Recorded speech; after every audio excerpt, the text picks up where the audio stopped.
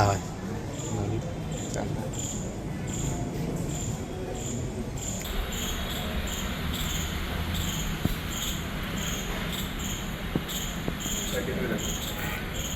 ઉભા રહેજો.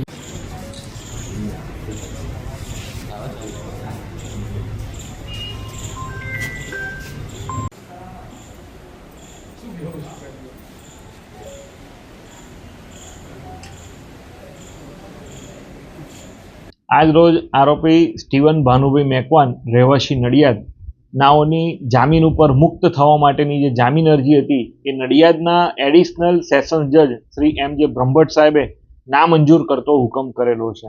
આરોપી સ્ટીવન દ્વારા નડિયાદની અંદર રિસ્ટોરેશન રિવાઇવલ ફાઉન્ડેશન નામની સંસ્થા ખોલીને તેના દ્વારા સમગ્ર ગુજરાતમાંથી અનુસૂચિત જાતિ અને અનુસૂચિત જનજાતિના લોકોને અહીંયા નડિયાદ ખાતે બોલાવી અને તેઓનું હિન્દુ ધર્મમાંથી ખ્રિસ્તી ધર્મની અંદર ધર્માંતરણ કરાવવાનું એટલે કે બાપ્ટિઝમ આપવાનું જે કામગીરી હતી તે ચલાવાઈ રહી હતી અને પોલીસે દરોડો પાડીને આ સંપૂર્ણ કામગીરીને રંગે હાથો પકડેલી છે.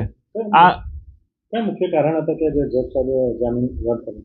આ જામીન અરજી રદ થવાના મુખ્ય કારણ જોઈએ તો તેમાં આરોપી સ્ટીવનની જ્યારે અટક કરવામાં આવી તેના મોબાઈલ તથા અન્ય ગેઝેટની અંદર હજારો નહીં પરંતુ લાખોની સંખ્યામાં એણે જે આ ધર્માંતરણ કરાવ્યું છે તેના વિડીયો અને ફોટોગ્રાફ્સ પોલીસે જ્યારે એફએસએલમાંથી રિસ્ટોર થયો ડેટા તેની અંદર મળી આવેલો છે.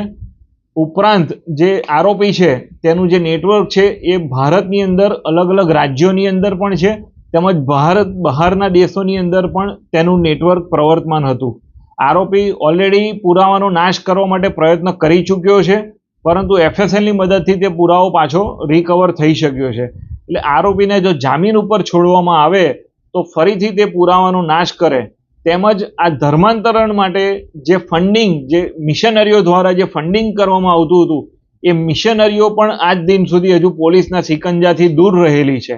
જો આરોપી સ્ટીવનને જામીન મુક્ત કરવામાં આવે તો આવી ક્રિશ્ચિયન મિશનરીઓ તે પોતાનો જે ડેટા છે પોતાની જે માહિતીઓ છે તે વધુ સંતાડી દેશે અને આ સ્ટીવનની મદદથી તે પુરાવાનો નાશ કરશે. સ્ટીવન મુખ્યત્વે જેટલા વ્યક્તિઓનું હિન્દુ ધર્મમાંથી ખ્રિસ્તી ધર્મમાં કન્વર્ઝેશન એટલે કે ધર્માંતરણ કરાવતો હતો તે વ્યક્તિ દીઠ એને અલગ અલગ ક્રિશ્ચિયન સંસ્થાઓ તરફથી પૈસા પ્રોવાઈડ કરવામાં આવતા હતા. આમ સ્ટીવનને આર્થિક લાભ પણ મળી રહ્યો હતો. હજુ સુધી પોલીસ આ જે સંસ્થાઓ છે જે આર્થિક મદદ કરતી હતી તે સંસ્થાઓની તપાસ કરી રહી છે. તેવા સંજોગોમાં સ્ટીવનને જામીન ન આપવા મુખ્ય અમારી દલીલો હતી અને તે ગ્રાહ્ય રાખીને આજરોજ એડિશનલ સેશન જજ સાહેબે આરોપી સ્ટીવન ભાનુભાઈ મેકવાનના જામીન નામંજૂર કરવાનો હુકમ કરેલો છે.